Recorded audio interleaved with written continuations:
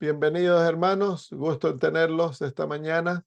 Para mí mañana son las 4:15 de la mañana acá. Hola, pastores. ¿Cómo está hermana? Bien, Hola, gracias. pastor, Gusto en saludamos a escucharle todos. a todos los Hola hermanos. Mariela, hermana Luisa, ¿cómo Ah, están? bien, bien, gracias. Bien, gracias a Dios. Qué bueno. ¿Con calor por allá?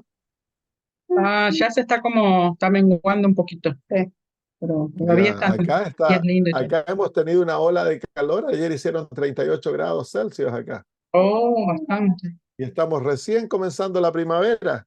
Sí, sí, Así sí. que no queremos pensar cómo va a ser el verano. Han hecho unos calores. Sí. Vamos a comenzar nuestro estudio. Hemos estado mirando la gloria de Dios, la gloria que es darle gloria. Vamos a orar y comenzamos. Querido Señor, en estos momentos agradecidos nos encontramos del privilegio que tenemos de abrir tu palabra libremente, Señor. Aún nos das la libertad, Señor, de poder sentarnos, estudiar tu palabra, Señor, investigarla, indagarla, sin el peligro de ser perseguidos, Señor. Gracias, Señor, por darnos tu palabra. Qué maravilloso don nos has dado en ella. Y queremos pedir, Señor, que ella sea nuestro consejero, que ella sea, Señor, la que nos guía, la que nos habla, la que nos corrige, la que nos entrena y nos enseña, Señor, que sea nuestra profesora, que nos guíe, Señor, por el camino de la santidad y que a través de ella podamos, Señor, tener las herramientas necesarias para crecer en la imagen de Jesús. Háblanos, Señor, a medida seguimos contemplando, estudiando el libro de Apocalipsis, especialmente, Señor, el primer ángel, mensaje del primer ángel. Gracias, Padre, en el nombre de Jesús. Amén. Muy bien.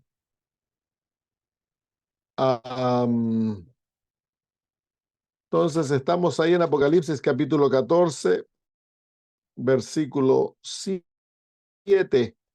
Diciendo a gran voz, temed a Dios, dadle gloria, porque la hora de su juicio ha llegado y adorad a aquel que hizo el cielo, la tierra, el mar y las fuentes de las aguas.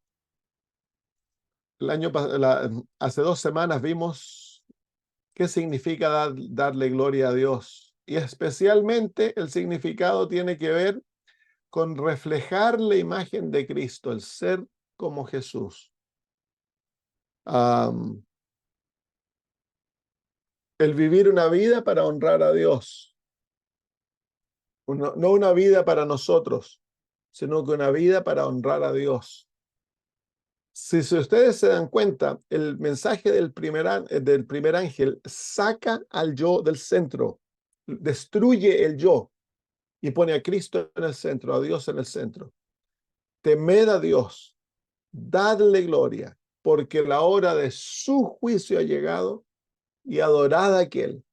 Entonces, todo aquello nos muestra que el propósito del mensaje del primer ángel es la crucifixión del yo y la recepción de un principio en el alma que lleva al ser humano a vivir su vida totalmente centrada en Dios, en Cristo Jesús.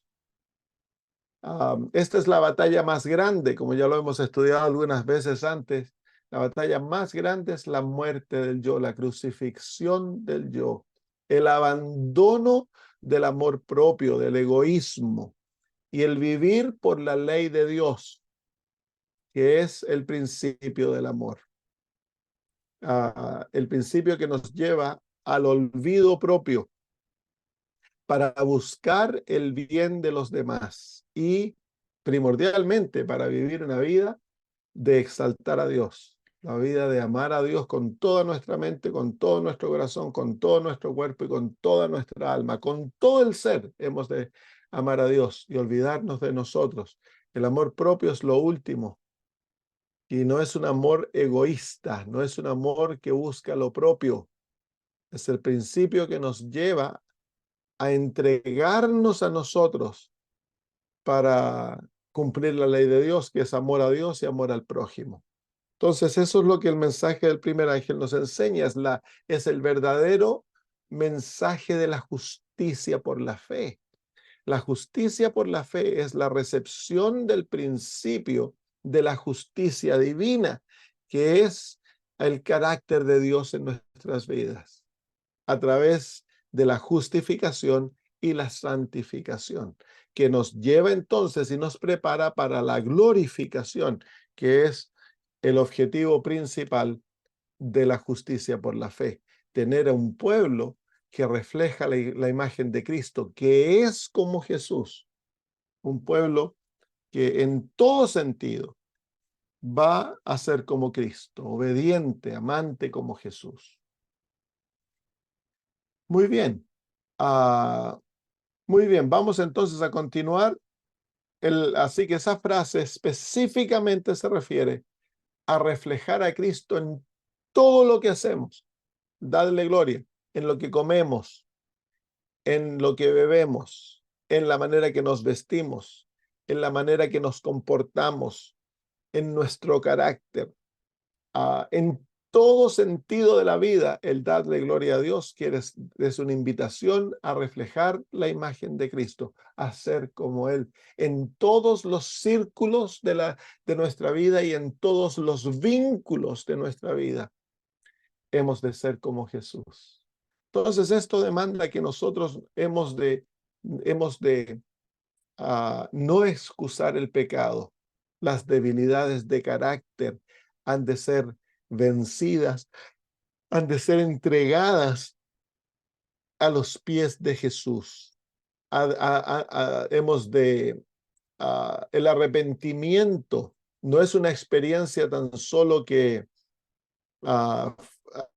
es parte de nuestra conversión, sino que la conversión, el arrepentimiento, ha de ser una experiencia que ha de profundizarse en la vida del cristiano. Dios desea llevarnos a arrepentimiento más profundo cada día en nuestra vida, para así llegar a odiar el pecado y voluntariamente desear escoger el erradicar el pecado de nuestra vida.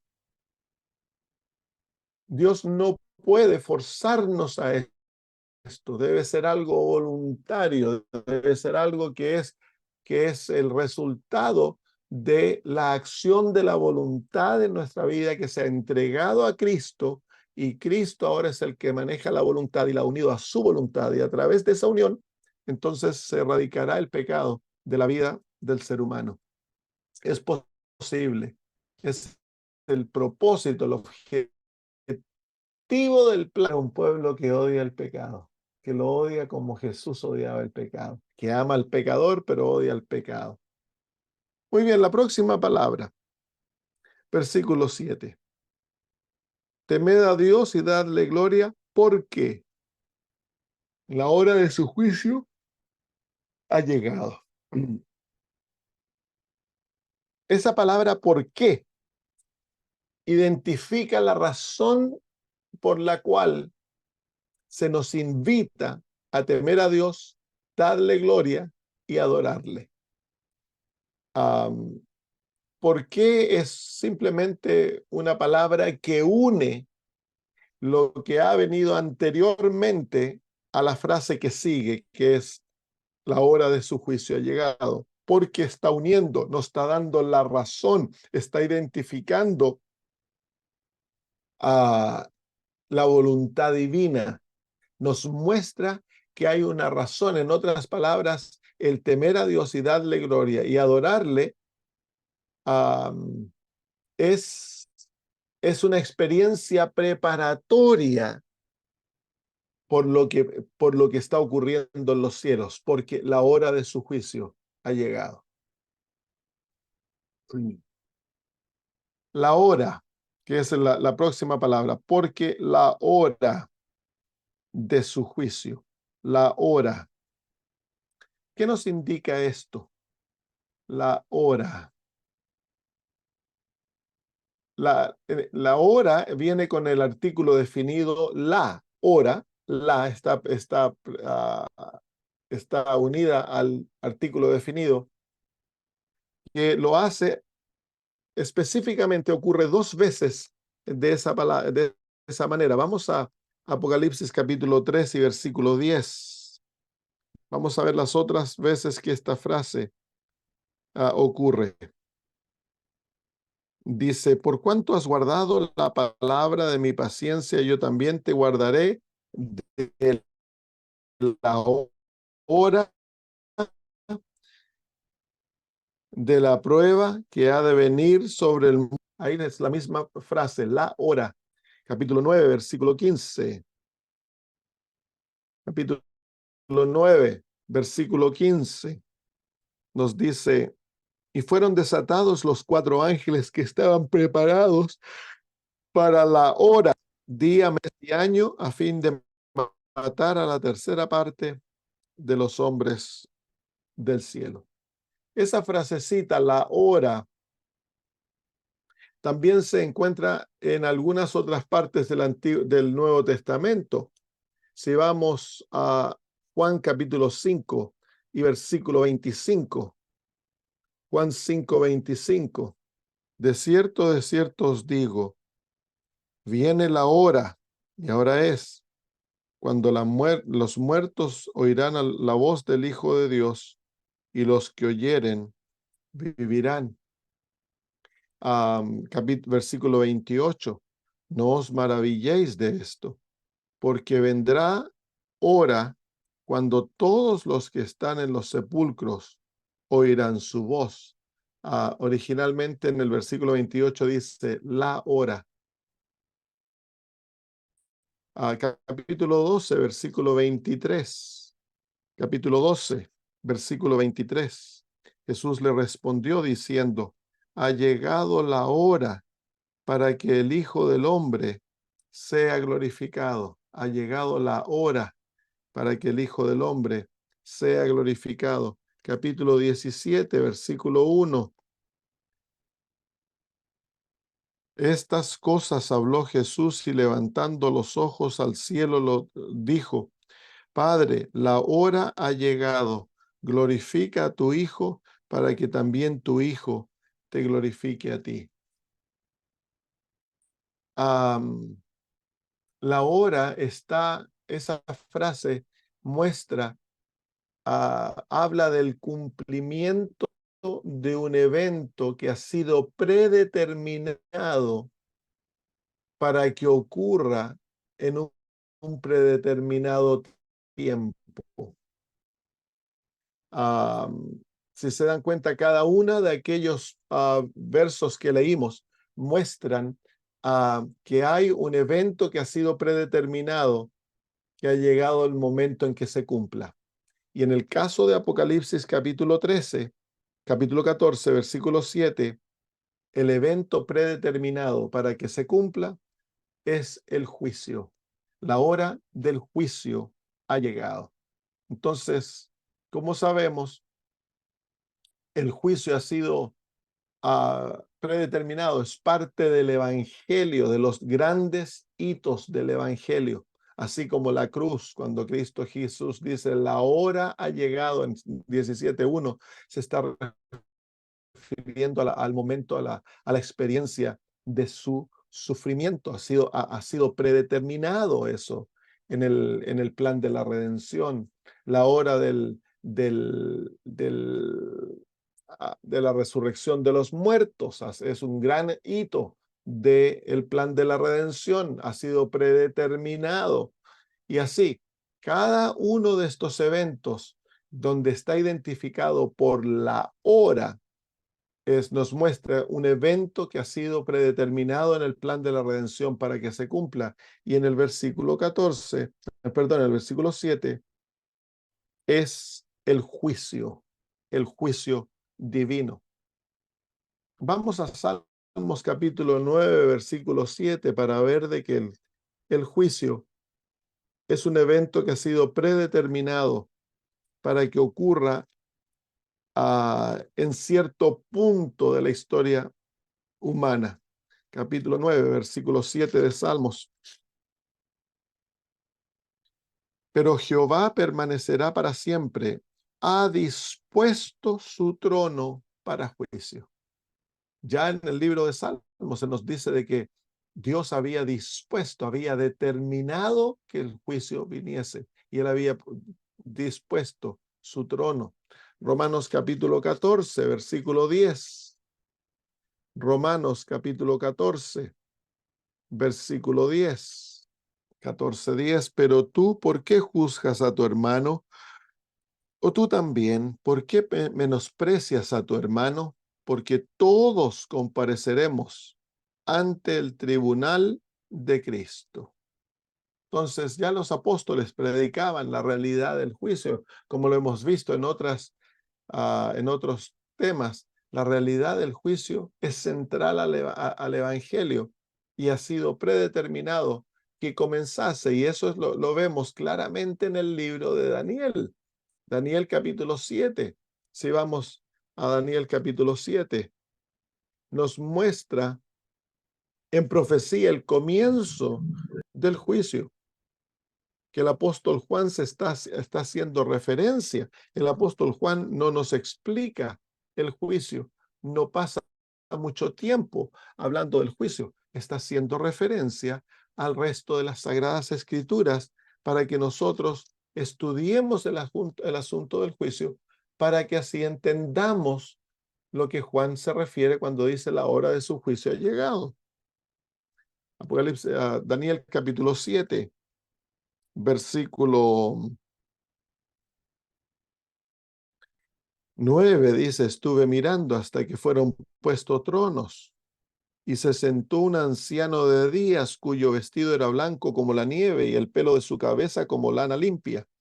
Su trono llama de fuego y las ruedas del mismo fueron a fuego ardiente. Un río de fuego procedía y salía delante de él. Millares de millares le servían. Y millones de millones asistían delante de él. El juez se sentó y los libros fueron abiertos. Entonces ahí comienza el juicio. Claramente en profecía se nos muestra cuándo el juicio comienza. Aquí en Daniel 7 no se nos da la fecha, pero se nos muestra cronológicamente que el juicio viene luego del reino del papado. Así que después del año de los 1260 años, comenzaría el juicio. Y en Apocalipsis capítulo 8, nuevamente se nos habla del juicio en el simbolismo de la limpieza del santuario. Dice el versículo 14, y él dijo, hasta 2300 tardes y mañanas, luego el santuario será purificado. ¿Cómo era purificado el santuario en el Antiguo Testamento? Era a través de el día de la expiación, que era el día de juicio en Israel. Entonces, ¿y cuándo terminaban los 2300 tardes y mañanas? Que dice hasta 2300 tardes y mañanas. En otras palabras, cuando al fin de los 2300 días, claramente terminaban en el año 1844. Así que eso es lo que está haciendo referencia el apóstol aquí. El apóstol nos está refiriendo en el Apocalipsis capítulo 14 a este juicio, el gran juicio divino, el gran juicio divino que iba a comenzar el año 1844, el 22 de octubre del año 1844. Entonces, la razón por la cual el pueblo de Dios, y no tan solo el llamado de los tres ángeles, no es tan solo al pueblo de Dios, sino que es al mundo entero, el llamado de la humillación propia,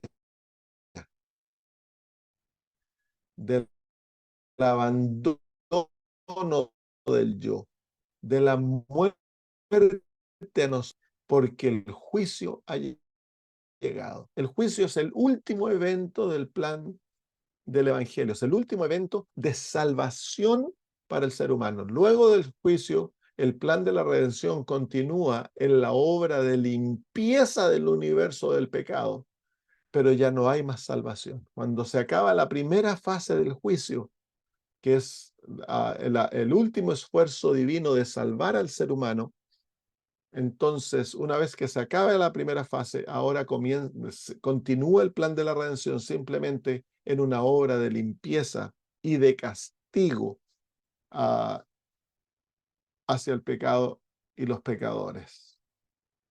Luego dice, la hora de su juicio. Esta frase puede ser tomada de dos maneras, su juicio.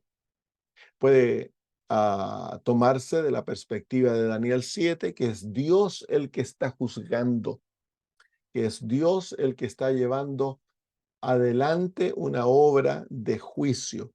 Y eso es correcto. Pero también se puede tomar correctamente que Dios mismo está siendo juzgado, su juicio. Que el juicio también está juzgando a Dios y también es correcto. Por eso Dios ha abierto el juicio. Por eso Dios ha llamado al universo al juicio, porque Dios quiere que el universo entero investigue abiertamente las acciones de los dos reinos, tanto el reino de Satanás y el reino de Dios. Y en esa obra no es tan solo el pecador que es juzgado, no es tan solo Satanás que es juzgado, sino que en la obra de juicio Dios le da la libertad al universo de juzgarlo a él. Qué Dios maravilloso que tenemos. Dios no es un Dios déspota. Dios no es como se llama un tirano que gobierna por fuerza. Dios es un Dios de libertad.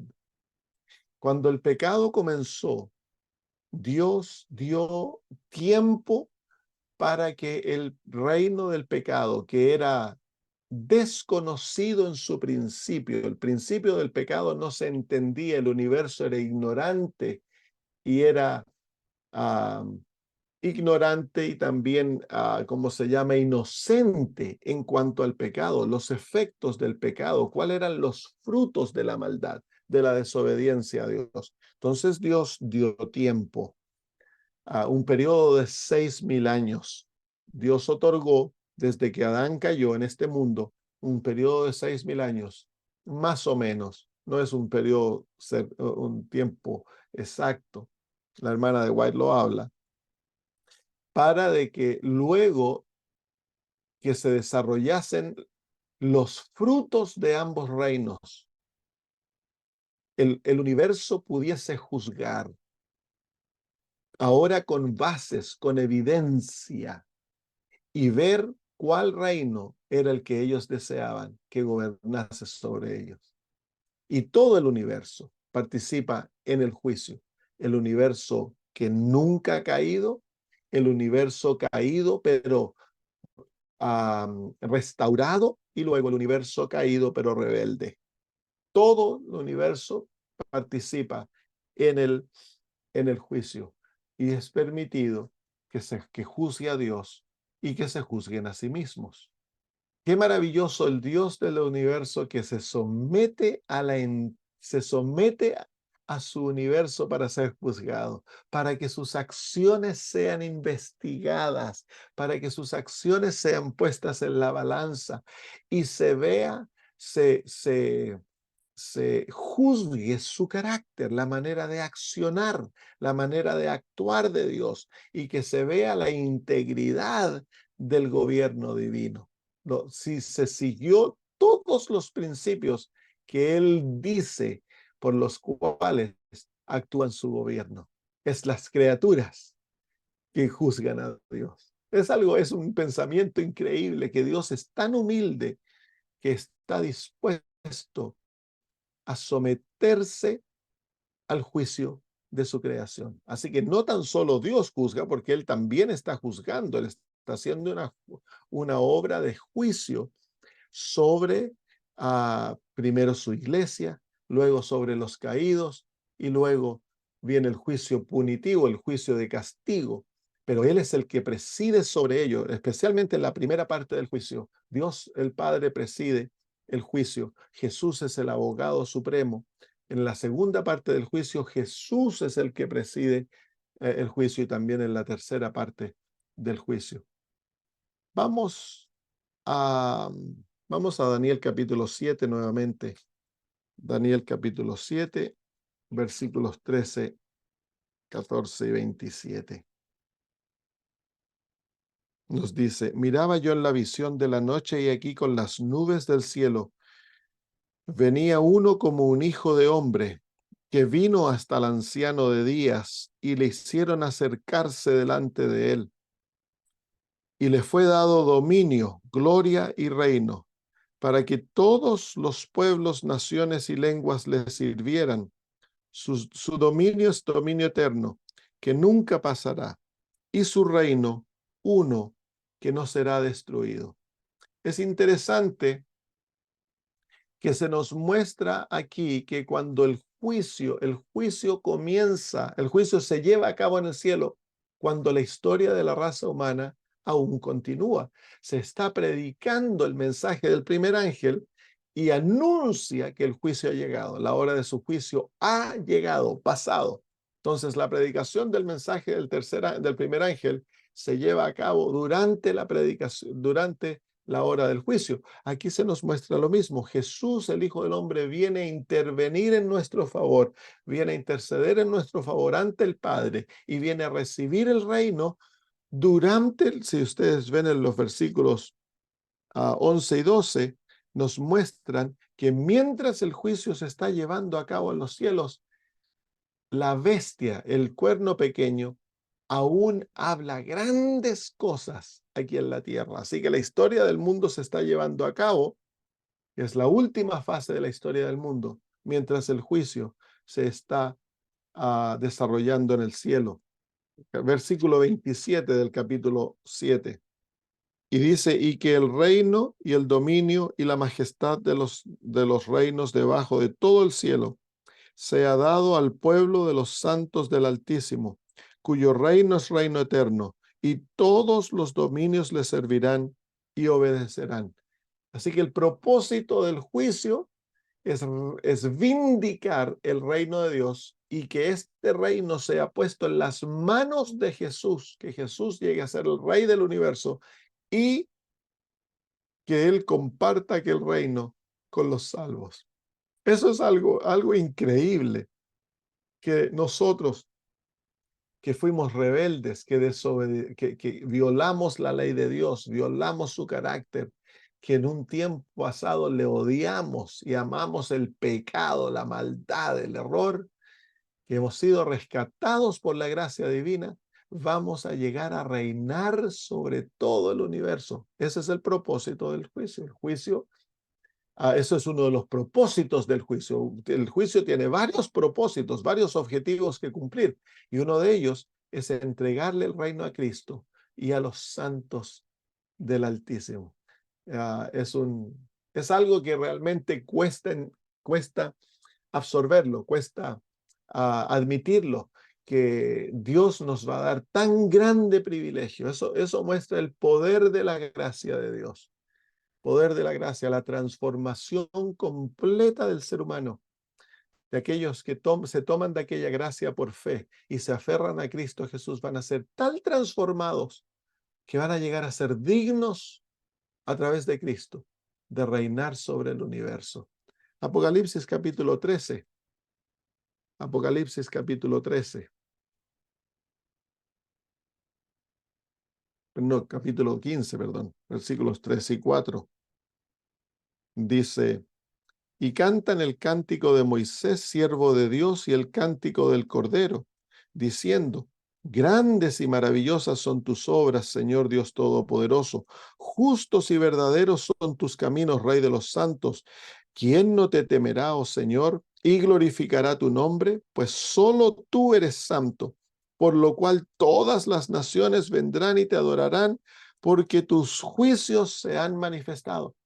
En este versículo se nos muestra el fin de la primera fase del juicio. En el capítulo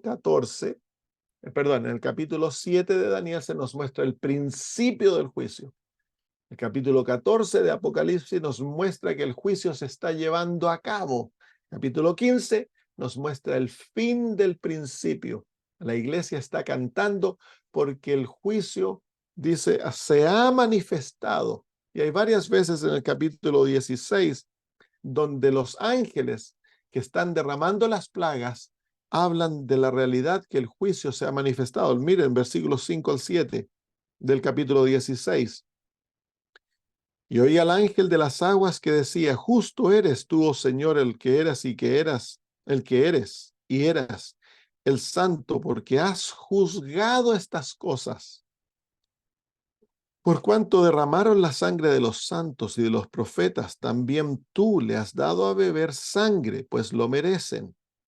También oí a otro que desde el altar decía: ciertamente, Señor Dios Todopoderoso, tus juicios son verdaderos y justos. Así que el cielo canta el juicio. Mire, fíjese que los ángeles se regocijan del juicio. ¿Por qué? Porque ellos han visto la evidencia. Fueron los ángeles que participaron en el juicio, pero en el primer juicio. Ellos han visto la evidencia, han juzgado a Dios y han juzgado ¿cómo se llama?, al mundo.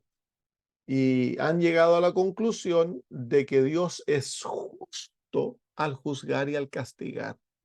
Ellos no se ofenden con un Dios que castiga, no se ofenden con un Dios que obra en juicio, con un Dios justo. Tristemente, hay ciertos adventistas que se ofenden con un Dios que castiga. Ellos simplemente quieren a un Dios de amor, un Dios que es todo sonrisas, es todo misericordia, toda bondad, todo amor, pero no un Dios justo. Los ángeles no se ofenden, los ángeles adoran a Dios por su justicia. Y claramente muestra de que el juicio, la primera fase del juicio, ha llegado a su fin. Y por lo tanto, Dios tiene el derecho de castigar a los que impunemente han abandonado, han rechazado el llamado de la gracia. Capítulo 19, versículos 1 al 6. Después de esto oí una gran voz de gran multitud en el cielo que decía: aleluya, salvación y honra y gloria y poder son del Señor Dios nuestro, porque sus juicios son verdaderos y justos, pues ha juzgado a la gran ramera que ha corrompido a la tierra con su fornicación, y ha venido y ha vengado la sangre de sus siervos de la mano de ella. Otra vez dijeron aleluya, y el humo de ella sube por los siglos de los siglos. Y los 24 ancianos y los 24 seres vivientes se postraron en tierra y adoraron a Dios, que estaba sentado en el trono, y decían amén, aleluya. Y salió del trono una voz que decía: alabad a Dios alabad a nuestro Dios, todos sus siervos, y los que le teméis, así pequeños como grandes. Y oí como la voz de una gran multitud, como el estruendo de muchas aguas, y como la voz de grandes truenos que decía: aleluya, porque el Señor nuestro Dios Todopoderoso reina. Así que ahí está, pues vieron, se ven de que el universo, ellos cuando ahora ven la evidencia del juicio, cuando ven el resultado de 6,000 años de obra, cómo Dios ha obrado para el rescate del ser humano, cuando ven los frutos del carácter divino obrando en favor del pecador, y cuando Dios obra en juicio, el universo entonces se regocija. ¿Por qué? Porque la justicia divina es tan parte del carácter de Dios como el amor divino. Y es razón de regocijo. Aquí es el universo regocijándose. En el capítulo 15 vemos a la iglesia regocijándose porque el juicio ha manifestado la obra divina, el carácter divino, y ha manifestado la maldad satánica. Entonces, al obrar Dios en juicio, la iglesia se regocija y los ángeles y el universo entero se regocijan por lo que Dios hace. Ese es el propósito del juicio, es aclarar, traer todo sobre la superficie, permitir que el universo entero quede contento, satisfecho con todo. Dios no es un Dios que obra en las sombras. Dios no es un Dios que esconde sus acciones. Dios es un Dios de claridad, es un Dios de la verdad, es un Dios que permite la investigación, que permite que la evidencia se vea claramente, que se juzgue, no tiene vergüenza de sus acciones, Él no tiene nada que esconder. Es Satanás el que obra en la oscuridad, Satanás el que obra a través de la mentira. Él es el que hace lo malo y luego lo presenta como bueno. A él no le gusta el juicio.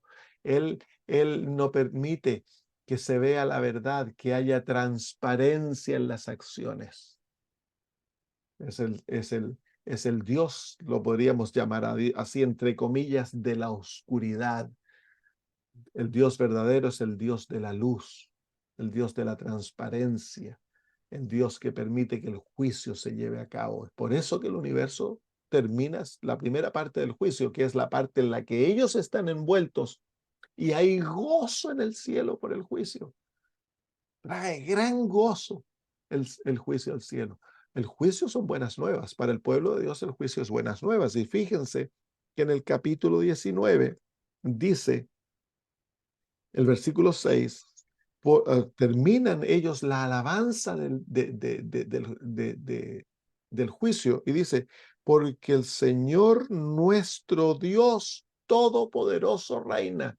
Pero ¿quién es ese Dios todopoderoso que reina? Bueno, Daniel capítulo 7 nos muestra que es Cristo Jesús. Cuando el juicio termina, la primera fase del juicio termina, el reino se le entrega a Cristo. Y aquí el universo llama a Cristo nuestro gran Dios todopoderoso. Eso va en contra de aquellos hermanos que andan hablando de que Cristo Jesús no es el Dios eterno. Aquí el universo llama a Cristo el Dios todopoderoso, el gran Dios todopoderoso. Muy bien. Entonces, estamos entendiendo aquella frase que nos habla en Apocalipsis capítulo 14, la hora de su juicio ha llegado. Esa frasecita, ha llegado, nos muestra que el juicio se está llevando a cabo mientras el mensaje se está predicando en la tierra. Así que estos dos eventos van en conjunto. La predicación de los tres ángeles y el juicio ocurren conjuntamente. El propósito del juicio, del mensaje de los tres ángeles, es preparar al mundo para su juicio y revelar aquel gran poder satánico, Babilonia, que va a ser juzgada por el juicio y destruida, para que quede claro el por qué es destruida. Esta frase, ha llegado, ocurre 7 veces en el libro de Apocalipsis. Veamos algunos ejemplos. Y está siempre asociado, 6 veces está asociada con el juicio. Capítulo 6, versículo 17. Apocalipsis 6, 17. Dice, porque el gran día de su ira ha llegado, ¿y quién podrá sostenerse en pie? Entonces ahí está asociado con el resultado del juicio, que es la manifestación de la ira divina contra el pecador. Apocalipsis 11, versículo 8. Y sus cadáveres estarán en la plaza de la grande ciudad que en sentido espiritual se llama Sodoma y Egipto, donde también nuestro Señor fue a perdón, 11, 18, no 11, 8.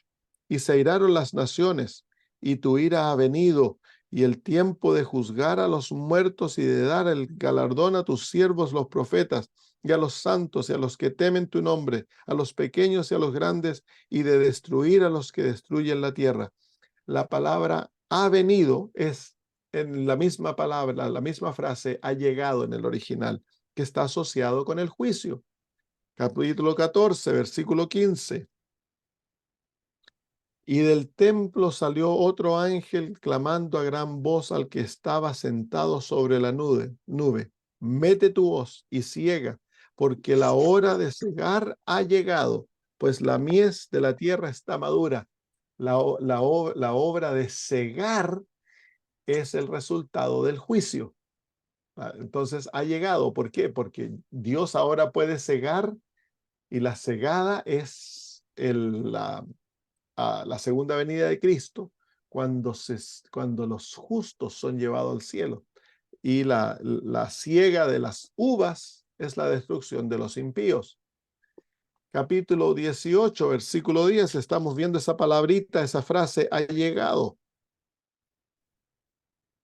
Dice, parándose lejos por el temor de su tormento, diciendo, ay, ay de la gran ciudad de Babilonia, la ciudad fuerte, porque en una hora vino tu juicio. La palabra vino es la misma frase en griego, ha llegado.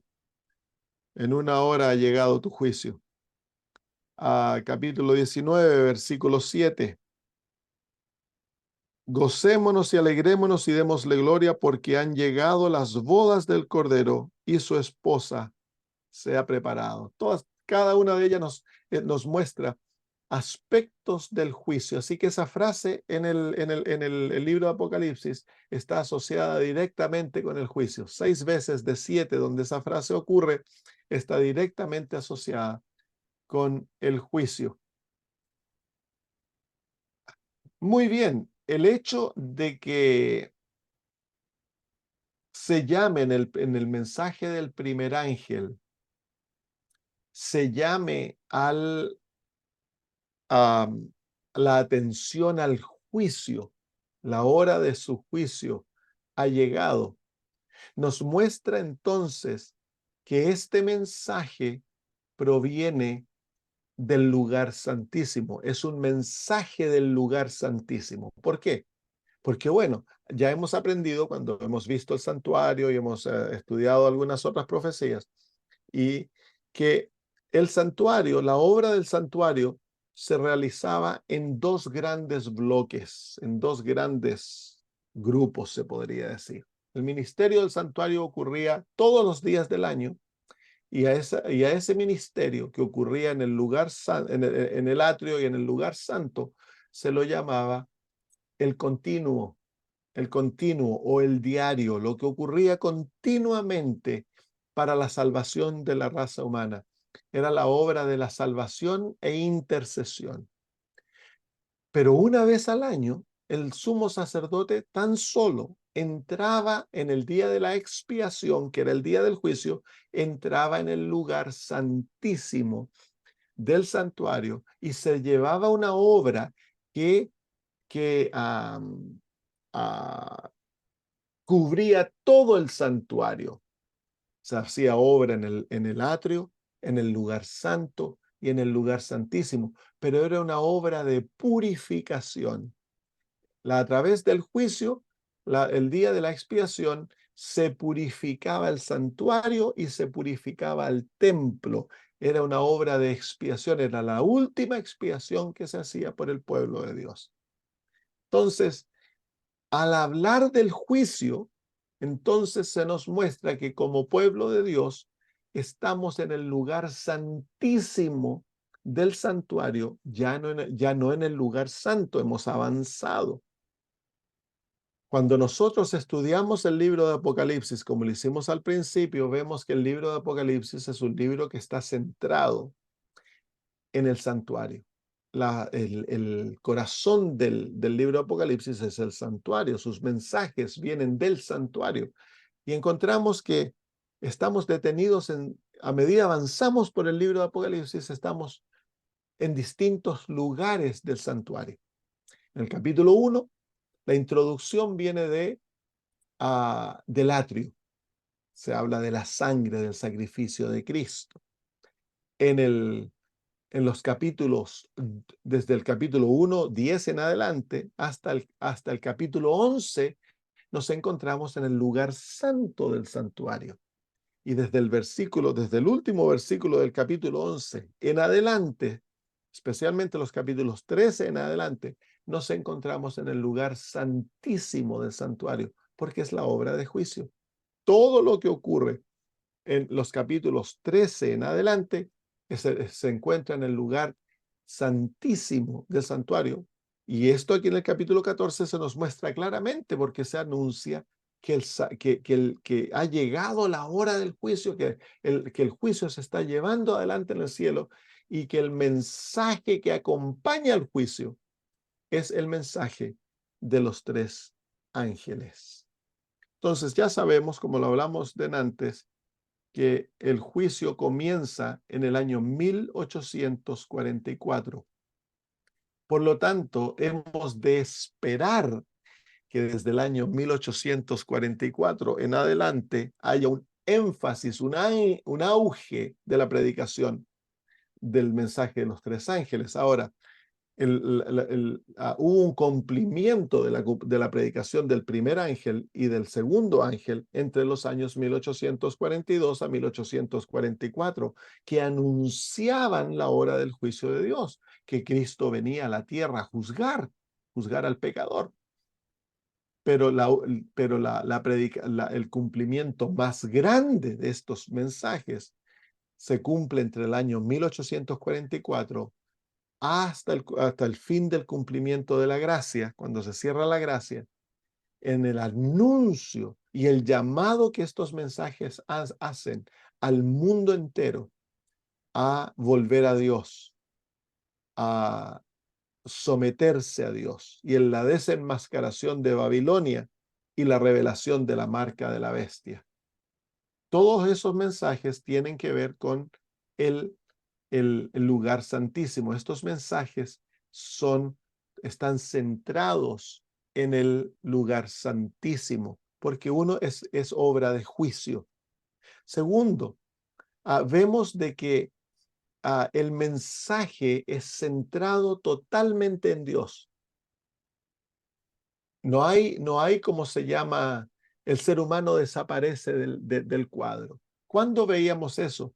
En el santuario vemos de que el lugar de los lugares del santuario, el lugar santísimo, era específicamente el lugar donde se encontraba la presencia divina, la gloria de Dios. ¿Se fijan? Hay una relación directa en el llamado dadle gloria. Esa palabra gloria se relaciona directamente al lugar santísimo donde se encontraba la gloria de Dios, aquella luz maravillosa que representaba la presencia de Dios en el lugar santísimo.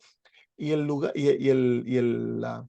día de la expiación era el único día en el cual el pueblo entero se reunía humillados totalmente. Estaban, ¿cómo se llama? Estaban en ayuno, estaban vestidos de cilicio, y se olvidaban de todo lo demás. Dejaban de trabajar, no asistían a las necesidades del hogar, venían y se centraban en lo que estaba ocurriendo en el lugar santísimo del santuario. El tema es lo mismo. El Apocalipsis capítulos 14, 7, el mensaje del primer ángel nos llama a la humillación propia, nos llama al abandono del yo, para centrarnos en Dios, lo que está ocurriendo en el lugar santísimo del santuario en los cielos. Hemos de seguir a nuestro sumo sacerdote en su obra de expiación en nuestro favor, en el lugar santísimo. El temor de Dios, el darle gloria a Dios, los elementos de los 3 ángeles, la hora de su juicio y la adoración de Dios, que son los elementos del mensaje del primer ángel, todo tiene que ver con la experiencia del pueblo de Dios en el día del juicio, en el día de la expiación. Así que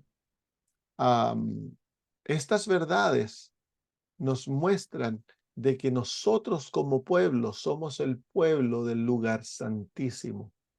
Dios ha tenido un pueblo para cada parte del santuario. En el atrio, el pueblo de Dios era Israel. En el lugar santo, el pueblo de Dios era la iglesia primitiva, la iglesia del desierto, que eran los hugonotes, los albigenses, los valdenses, la iglesia perseguida y la iglesia protestante. que era el verdadero cristianismo. El catolicismo había abandonado su fidelidad a Dios y se había vuelto apóstata. Y luego en la iglesia del lugar santísimo es el remanente que, aceptando la verdad de Apocalipsis capítulo 14, siguen a Cristo al lugar santísimo. Así que hay un remanente en cada una de estas experiencias. Israel abandona la verdad de Cristo y rechaza la predicación de Esteban. Cuando él ve a Cristo en los cielos y dice que está a la diestra de Dios, entonces lo apedrean. Con el apedreamiento de Esteban, Dios rechaza a Israel. La iglesia ha caído, ha apostatado. Y entonces levanta un remanente. A través de un remanente judío viene el nuevo cuerpo divino, que es la iglesia del lugar santo donde Cristo se encuentra. Y son aquellos que aceptan aquel mensaje, que llegan a conformar al nuevo grupo, que es la iglesia cristiana. Y va entonces la iglesia primitiva, la iglesia perseguida y la iglesia protestante. Va hasta el año 1844, cuando Cristo pasa del lugar santo al lugar santísimo. Entonces aquellos que aceptan el mensaje conforman el remanente y siguen a Cristo al lugar santísimo, y el resto es rechazado porque han apostatado, abandonan la verdad divina, apostatan. Entonces Dios los rechaza como organizaciones, como pueblo de Dios, y un remanente de la iglesia protestante conforma la iglesia remanente, la iglesia del pueblo de Dios, del lugar santísimo, que es el pueblo adventista. Entonces nosotros somos identificados por las verdades del lugar santísimo. Llevamos como herencia las verdades del lugar del atrio, las verdades del lugar santo, pero en lo que nos identifica como pueblo es las verdades que conforman el lugar santísimo. ¿Cuáles esas verdades? Bueno, es primero que nada, cuando uno entra al lugar santísimo, lo primero que te va a confrontar es la gloria de Dios, la luz. Entonces aquí viene el énfasis en el carácter de Dios. Por eso de que como pueblo somos llamados a la santificación. Y se encuentra el arca, que es el trono de Dios, el lugar de juicio, los mandamientos. Vamos a ser un pueblo que somos los herederos de la ley de Dios, y nuestra predicación llama al mundo a la obediencia a la ley de Dios. El temor de Dios está directamente relacionado a los mandamientos, y específicamente hay un énfasis en el sábado, porque es el punto controvertido en la última batalla, a través de que la bestia ha cambiado el día de reposo, el cuarto mandamiento, que es el sello de Dios en su ley. Entonces el pueblo de Dios específicamente va a exaltar el sábado, y en el Antiguo Testamento eso se mostraba en que el día de la expiación era un sábado, era sábado, no importa en qué día cayera, era sábado, era un día de reposo santo. También encontramos en el lugar santísimo al entrar que la ley de Moisés se encontraba al lado del arca, no adentro del arca. Entonces eso nos muestra que el pueblo de Dios, el remanente, tiene el verdadero entendimiento de la relación de las dos leyes, que hay una ley eterna, la ley de los 10 mandamientos, y hay una ley que era temporal, la ley de Moisés, la ley que se encontraba al lado del arca. Cuando abríamos la ley, se encontraba el arca, adentro del arca se encontraba la ley de Dios, la vara de Aarón y un pote con maná.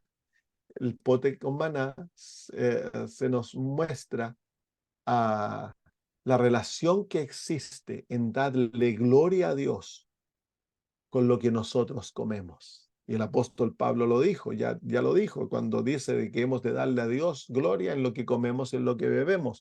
Hay una relación directa. Así que aquí se nos muestra que Dios llama a su pueblo a darle gloria a través de la salud. Ese es un mensaje del lugar santísimo, del cuidado de la salud, lo que comemos y lo que bebemos. Y es interesante que la comida otorgada por Dios no es carnívora aquí en el lugar santo, en el lugar santísimo. En el lugar santo, en el atrio y en el lugar santo, los sacerdotes comían carne, a pesar de que hay una transición. La comida del lugar santo es el pan. La comida del lugar del atrio es la carne. Aquí está el pan y al llegar al lugar santísimo no hay carne, es totalmente vegetariano la comida que Dios nos ha dado. Entonces claramente se nos muestra que al pueblo que vive en el lugar santísimo, Dios le va a hacer un llamado específico a la salud, a lo que se come, a lo que se bebe y a la manera que se vive. Y cómo se llama, la vara de Aarón que florece, nos muestra el poder creativo de Dios en cuanto a la resurrección, y también nos muestra el estado de los muertos, que Dios es el que tiene poder de dar vida a aquellos que han muerto, y en esta manera entonces se nos habla de cuál es la condición de aquellos que han muerto. Entonces la vara de Aarón nos habla de nuestra doctrina del estado de los muertos, que entonces es parte del mensaje que se le otorga al pueblo remanente. El sumo sacerdote que entra al lugar santísimo nos lleva entonces a un entendimiento más profundo del ministerio de Cristo en el santuario celestial como nuestro sumo sacerdote. Los sacrificios que se ofrecen aquel día, el énfasis en la cruz, que el pueblo de Dios, a pesar de que vive en el lugar santísimo, es centrado en el sacrificio de Cristo. El chivo que se escoge para Azazel, ¿cómo se llama? Para el chivo no, o sea, se escogían a dos chivos, uno moría, que representaba a Cristo, y el otro vivía, y al fin del día de la expiación, el sumo sacerdote ponía sus manos sobre la cabeza y confesaba todos los pecados de Israel, y se lo llevaba a un lugar desierto. Ahí se nos muestra el verdadero entendimiento del milenio y de la destrucción de Satanás. Entonces ese es un mensaje que se otorga al pueblo remanente. Por eso que los protestantes no entienden el asunto del milenio. Estamos viendo simplemente cuál era la experiencia y las verdades del lugar santísimo. El pueblo que venía alrededor del templo en el lugar, el día de la expiación era un día de convocación. Todo el pueblo venía alrededor del templo, se olvidaban de todo lo otro que estaban haciendo y se concentraban en la obra del sumo sacerdote en el lugar santísimo. Muestra cómo nosotros por fe hemos de seguir la obra de Cristo en los cielos y también una obra de unión, de unidad dentro del pueblo de Dios. Si somos nosotros el pueblo del lugar santísimo, hemos de ser un pueblo unido, un pueblo que, ¿cómo se llama?, está los unos a los otros en la obra de seguir a Cristo en el cielo. Debían afligirse aquel día, y la obra de aflicción muestra la obra del vestirse. Ellos se vestían con cilicio aquel día. Nosotros hemos de vestirnos no de acuerdo a la moda, hemos de vestirnos de acuerdo a principio. Hemos de vestirnos moralmente, nuestro cuerpo ha de ser cubierto, no hemos de usar joyas, no hemos de usar pinturas en nuestra cara. Hemos de vestirnos humildemente, mostrando de que estamos siendo investigados en el cielo. Hemos de vivir una vida de humillación. Y el día sábado es el énfasis en el cuarto mandamiento. Muy bien, así que como pueblo, nosotros somos el pueblo del lugar santísimo. Es por eso que se nos ha otorgado el mensaje del tercer ángel. Somos el remanente. Por eso nosotros, en nuestro énfasis en la ley, en el juicio, en la obra de Cristo en el lugar santísimo, las verdades asociadas a todo esto son las verdades que nos identifican como pueblo, nuestras verdades, los hitos del adventismo, la ley de Dios, el sábado, el juicio investigador, la obra de Cristo en el lugar santísimo, el estado de los muertos, son partes de los hitos, nuestra dieta, nuestro estilo de vida. Todo aquello nos identifica como el pueblo del lugar santísimo. Los protestantes no tienen esas verdades, ellos no entienden el juicio, no entienden el estado de los muertos, no entienden el milenio, no entienden el asunto de la dieta y no entienden el asunto de la reforma de vestimenta. ¿Por qué? Porque ellos no son el pueblo del lugar santísimo, solamente aquellos que por fe han seguido a Cristo al lugar santísimo y ahí por fe contemplan lo que Cristo está haciendo, que se les permite a ellos ser partícipes de estas grandes experiencias. Entonces eso confirma nuestra fe, no nos debe hacer orgullosos, pero debe confirmar nuestra fe, que nosotros somos el pueblo que Dios ha llamado para la predicación del mensaje de los 3 ángeles. Muy bien, llegó la hora de terminar, se nos acabó. El Señor nos llama entonces a vivir como tal. Si somos el pueblo remanente, el pueblo del lugar santísimo, hemos de reflejar la gloria de Dios. Hemos de temer a Dios. Hemos de adorarle tan solo a Él. Hemos de vivir el mensaje del primer ángel, que es un llamado a no tan solo recibir la justicia de Cristo por fe, sino que a ser santificados totalmente por aquella justicia, para reflejar a Cristo en su hermosura. Muy bien. ¿Hay alguna pregunta, hermanos? Gastón de Argentina le habla. Me gustaría poder hacerle 2 preguntitas rápido. Claro, Una sobre el santuario, ¿no? ¿Es verdad que está bien decir que estamos viviendo nosotros en el día de la expiación? claro. Ok, Claro que sí, porque porque nosotros, el día antitípico de la expiación comienza en el año 1844 y dura hasta el fin del milenio, cuando el pecado es destruido. Todo eso es el día de la expiación. genial. Porque hay otras denominaciones que dicen que estamos viviendo en el 6º día, por ejemplo. Claro, Pero eso no es sí. correcto, ¿verdad? No es lo mismo. Bueno, estamos viviendo en el 6º día en el hecho de que el milenio es el 7º día. En eso es una, a pesar de que mira nuestra realidad de una perspectiva distinta, es verdad. Estamos viviendo el 6º día de la semana milenaria del plan de la redención, que dura Genial. 7.000 años en total. Claro. Y la otra es que Elena de White tiene una visión sobre el santuario, ¿no? Que ella dice que ve a todo el pueblo en el lugar santo, después cuando Jesús va al lugar santísimo, Sí, el pueblo lo sigue y los otros están todos como distraídos y toma a Satanás el lugar ahí de Jesús, ¿verdad? Algo así. claro. Los que no siguen a Cristo del lugar santo al lugar santísimo, entonces son engañados por Satanás. Y eso es lo que ha ocurrido con el pueblo protestante, con la iglesia del desierto, el pueblo protestante, que fue pueblo de Dios. Entonces, al no seguir a Cristo al lugar santísimo, entonces Satanás los engaña. Y la hermana de White habla claramente del engaño ahí. Esa visión Entonces, si quieren leerlo, eso se encuentra en el libro de Primeros Escritos. Y especialmente se va a manifestar ese engaño en el último tiempo a través de un falso reavivamiento, y tristemente aquellos que rechacen el último llamado de Dios en la predicación del mensaje del tercer ángel, que es la predicación de la marca de la bestia, y que por supuesto está ampliamente relacionada con el mensaje de la justicia por la fe. Cuando ese mensaje sea rechazado, el mundo cristiano va a quedar totalmente abierto para el último engaño satánico, que es cuando Satanás se hace parecer por Cristo. Sí, esa visión es terrible, la verdad que. Sí, Bueno, gracias, pastor, gracias Gastón, gusto en verte. igualmente. ¿Aló? Sí, hermana. Ah, ya, es que me acabo de ir a otra pieza.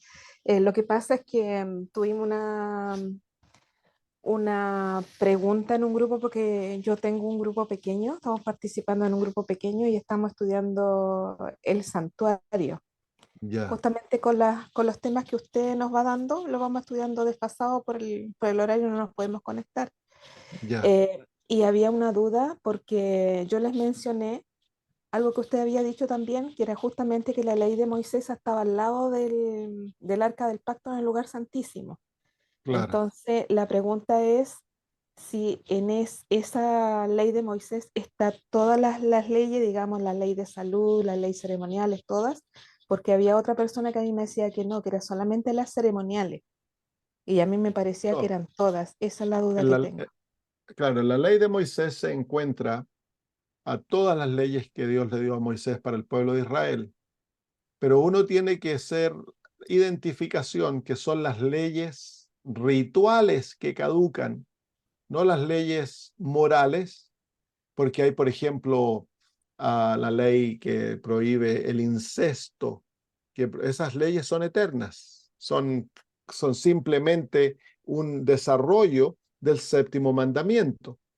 Entonces, lo mismo con las leyes de la salud que Dios le da a Israel, son leyes que no cambian. De lo que se puede, lo que me afecta, lo que les afectaba comer a ellos y hacerlos enfermarlos, aún nos sigue enfermando a nosotros. Entonces, lo que caduca son las leyes rituales, no las leyes morales, no las leyes de salud.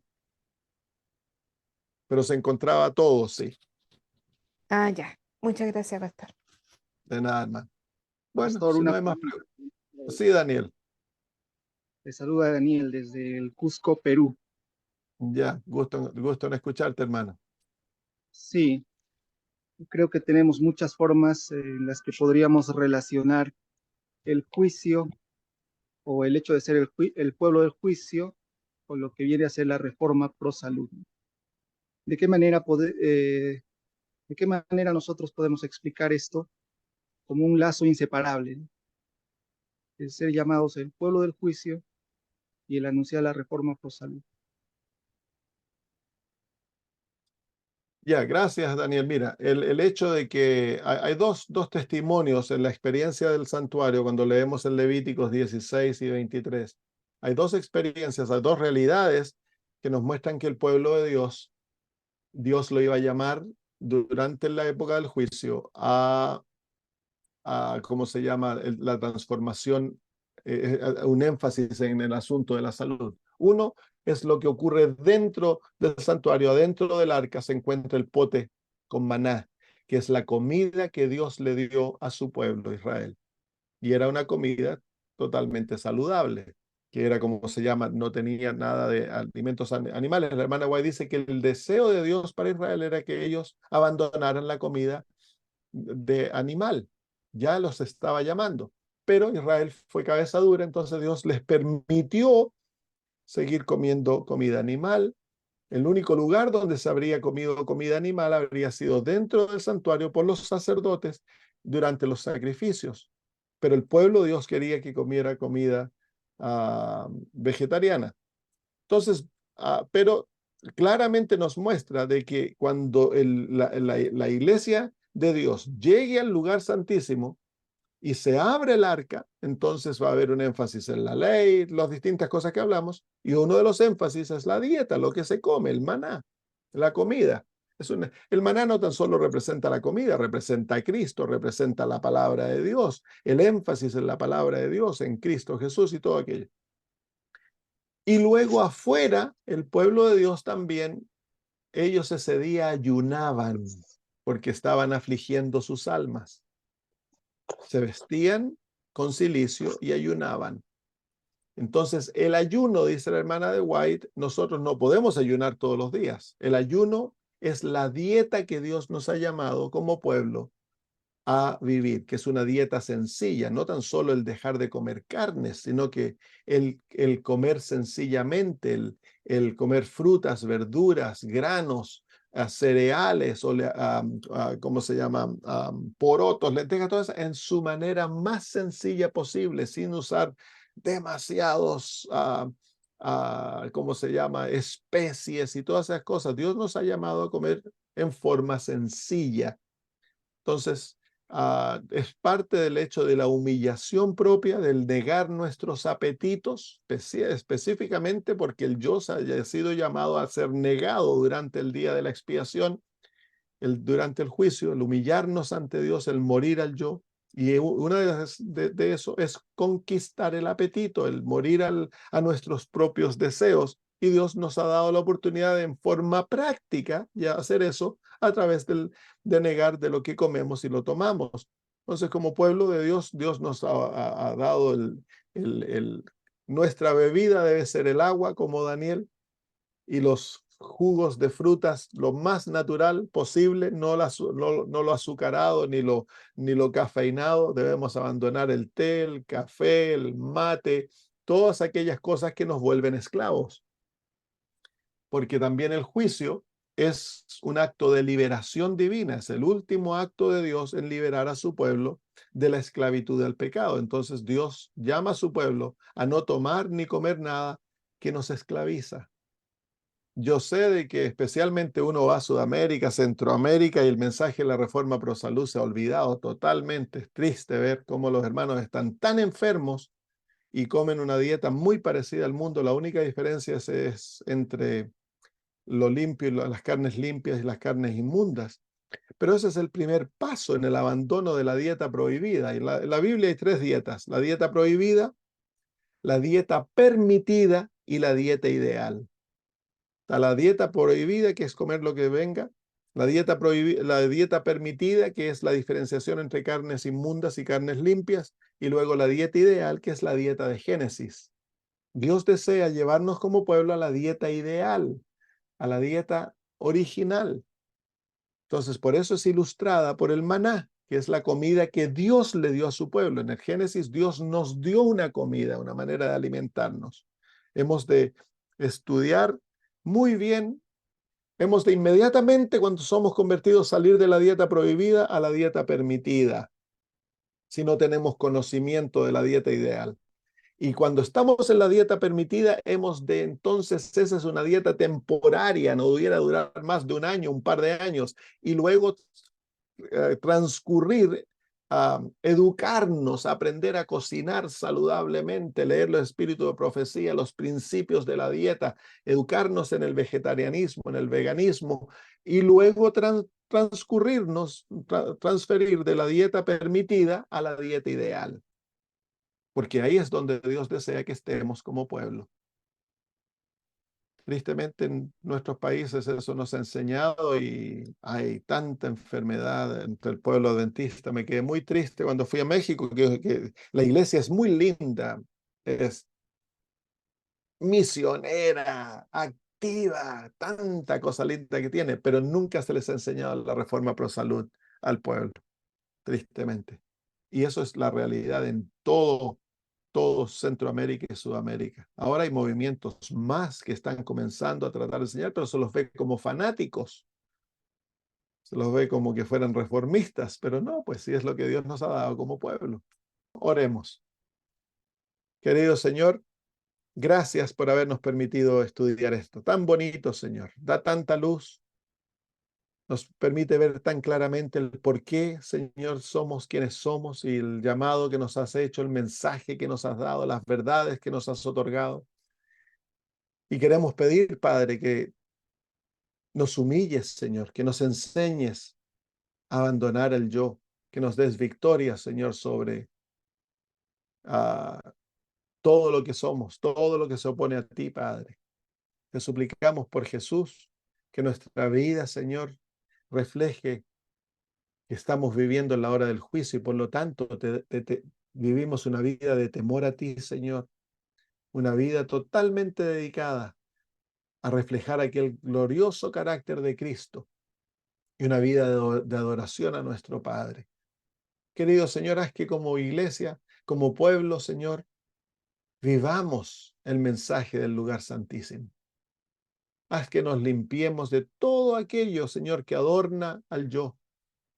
Y también, Padre, enséñanos a ser cuidadosos en lo que comemos y la manera que vivimos nuestra vida, para que nuestro cuerpo, no tan solo el alma, sino que nuestro cuerpo testifique en salud, Señor, en fortaleza, testifique que tú eres un Dios maravilloso. Gracias, Señor. Al separarnos pedimos ahora, Padre, de que Cristo vive en nosotros, que, Señor, caminemos con Cristo Jesús, que tu Espíritu, Señor, nos llene y que podamos tener gozo, paz y libertad, Señor. Lo pedimos por Jesús. Amén. Muy bien, un abrazo para todos. Que el Señor les bendiga. De igual manera, Gracias. pastor. Nos vemos la próxima Gracias, semana. pastor. Chao, Bendiciones chao. a todos. Gracias, Gracias. pastor. Dios le bendiga.